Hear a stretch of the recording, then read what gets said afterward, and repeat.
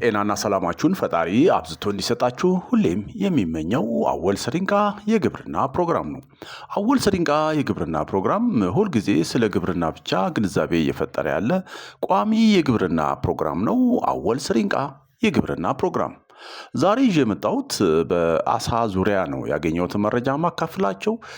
በተለይ ደግሞ በቆሮሶ አሳ ዝርያ ላይ ያገኘሁትን መረጃ አካፍላችኋለሁ። በዓለም ላይ በሺዎች የሚቆጠሩ የአሳ ዝርያዎች ቢኖሩም ለምግብ ዋስትና ለአነስተኛና ከፍተኛ ንግድ እንዲሁም በኩሬና በገንዳ ውስጥ በቀላሉ ለማርባት ምቹ የሆኑ ዋና ዋና የአሳ ዝርያዎች አሉ። በሀገራችን በስፋት የሚታወቁት ዋና ዋና የአሳ ዝርያዎች ቆሮሶ፣ አምባዛ እና ካርፕ ሲሆኑ ቆሮሶ በሀገራችን የውሃ አካላት በብዛት የሚገኝና በምግብነት እጅግ ተፈላጊው ዝርያ ነው። ካሉት አጠቃላይ ዓመታዊ አሳ ምርቶች ውስጥ ከ50% በላይ ይይዛል። ቆሮሶ እንደ ሪፍት ቫሌ ሐይቆች እና ወንዞች ባሉ ንጹህ ውሃዎች ውስጥ የተላመደ በጣም ተለዋዋጭ እና በፍጥነት የሚያድግ ዝርያ ነው። ስለሆነም በሐይቆች በወንዞችና በግድቦች ውስጥ በብዛት የሚገኝ በምግብነት እጅግ የተወደደና በኩሬም ሆነ በገንዳ ውስጥ ለማርባት በቅድሚያ የሚመረጥ የአሳ ዝርያ ነው የቆሮሶ አሳ። ከዚህ በታች የሚለይበትን እንደ ተጨማሪ ባህሪያቱን እናያለን። ቆሮሶ በጣም ጠንካራና ፈጣን ተላማጅ ዝርያ ነው። የቆሮሶ አሳ በውሃ ሙቀት በጨዋማነትና ዝቅተኛ የኦክሲጅን መጠን ላይ ሰፊ ልዩነቶችን ተቋቁሞ መባዛትና ማደግ የሚችል ዝርያ ነው። በዚህም ምክንያት ለብዙ አካባቢዎች ተመራጭ ዝርያ ያደርገዋል።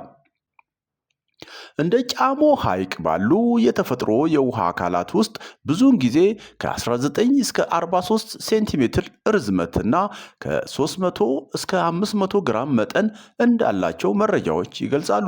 ሆኖም ተስማሚ በሆኑ ሁኔታዎች ውስጥ እስከ 60 ሴንቲሜትር ሊያድጉና ከ5 ኪሎ ግራም በላይ ሊመዝኑ እንደሚችሉ መረጃዎች ይጠቅሳሉ።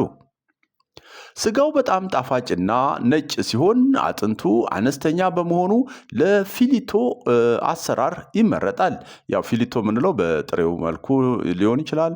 እንደገና ደግሞ በኮቴሌት መልኩ ስጋውን አውጥቶ በኮቴሌት ምግብ ያው ታውቃላችሁ ኮቴሌት ምን አይነት ምግብ እንደሆነ ማለት ነው። እና ለዛም መሆን የሚችል እንደሆነ ነው መረጃው የሚገልጸው። ቆሮሶ በሀገራችን ከሚዘጋጀው የአሳ ምግብ ውስጥ ዋነኛውና ከፍተኛ ጥራት ያለው ምርት ሲሆን ዋጋው እንደ አካባቢው በአማካኝ ከ300 እስከ 400 ብር በኪሎግራም እንደሆነ የተጠኑ ጥናቶች ይጠቅሳሉ። በእርግጥ ይሄ ጥናት ቀደም ብሎ የተጠና ነው። በአሁኑ ወቅት ይሄ ዋጋ ምናልባት ከዚህም በላይ ሊሆን የሚችልበት እድሉ አለ እና ይሄ ታሳቢ እንዲደረግ። ሆኖም ግን ብዙዎቹ የተፈጥሮ ሐይቆች ለምሳሌ እንደ አባያ ሐይቅ፣ ሐዋሳ ሐይቅ እና ሎጎ ሐይቅ ከመጠን በላይ የአሳ ማጥመድና ጫና ይገጥማቸዋል። ማንኛውንም አይነት ምግብ ይመገባል። ቆሮሶ በተለይ በኩሬ ውስጥ የሚበቅሉ ረቂቅ እጽዋትን ስለሚመገብ የመኖ ወጪው በጣም አነስተኛ ነው። ቆሮሶ ሁሉን በል ወይም ደግሞ ኦምኒቨረስ የምንለው ማለት ስጋ ነክ ነገርም ይበላል፣ እንደገና ደግሞ የእጽዋት ነክንም ይበላል። ቢሆንም በአብዛኛው ግን የእጽዋት በል ዝንባሌ አለው። ይህ ባህሪው የመኖ ወጪን ለመቀነስ ትልቅ እድል ይሰጣል። በፍጥነት እንዲያድግ የስንዴ ፍርሽካ፣ የበቆሎ ዱቄት፣ የታመሰ የአኩሪ አተር ዱቄትና የተከተፉ ቅጠላ ቅጠሎችን እንደ ጎመን፣ የእንሰት ተረፈ ምርት በኩሬው ላይ በትኖ መመገብ ይቻላል። ቆሮሶዎች በጣም በፍጥነትና በብዛት ይራባሉ። ሴቷ ቆሮሶ እንቁላሏን ከጣለች በኋላ ጫጩቶቹ እስኪፈለፈሉና ራሳቸውን እስኪችሉ ድረስ በአፏ ውስጥ በመያዝ ማውዝ ብሩዲንግ ይባላል ይሄ ሁኔታ ማለት ነው። ከአዳኞች የመጠበቅ አስደናቂ የተፈጥሮ ባህሪያት አላት። ከሌሎች የአሳ ዝርያዎች አንጻር ለበሽታም የመጋለጥ እድሉ እጅግ አነስተኛ በመሆኑ ለጀማሪ አርቢዎች ፍጹም ተመራጭ ነው። ቆሮሶን በኩሬ ወይም በገንዳ ውስጥ ስናረባ ከፍተኛ ምርት ለማግኘት የሚከተሉትን ነጥቦች ትኩረት ማድረግ ይገባል። የመጀመሪያው የውሃው ሙቀት ነው። ቆሮሶ የሞቃት አካባቢ አሳ ነው።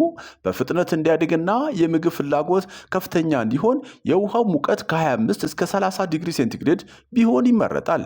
ውሃው በጣም ከቀዘቀዘ እድገቱ ይቆማል። ሌላው የወንድ ብቻ እርባታ ዘዴ ወይም ሞኖሴክስ ካልቸር የምንለው ነው። ይሄ ምንድነው? ቆሮሶ በኩሬ ውስጥ ሲለቀቅ ወንድና ሴቱ አንድ ላይ ከሆኑ ገና ክብደት ሳይጨምሩ በየጊዜው እርስ በርስ መራባት ይጀምራሉ። ይህ ሲሆን ኩሬው በትናንሽ ጫጩቶች ይጨናነቃል። አሳዎቹም ድንክ ሆነው የሚቀሩበት ሁኔታ ይከሰታል። ስለዚህ ቆሮሶ አሳን ስናረባ ያለበት ውስንነቱን ከግምት ማስገባት አለብን ማለት ነው።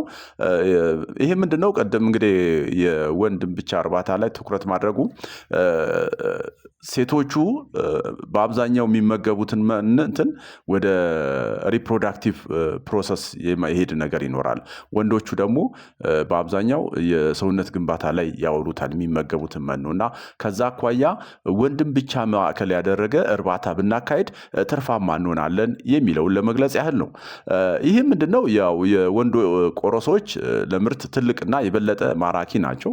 ምክንያቱም ይሄ ቅድም እንዳልኩ የሜታቦሊክ ጉልበታቸው ወደ ክብደት መጨመር ስለሚዘዋወር ይህም የእድገታቸው መጠንና የመኖ ወደ ስጋ የመቀየር ፍጥነት ይጨምራል።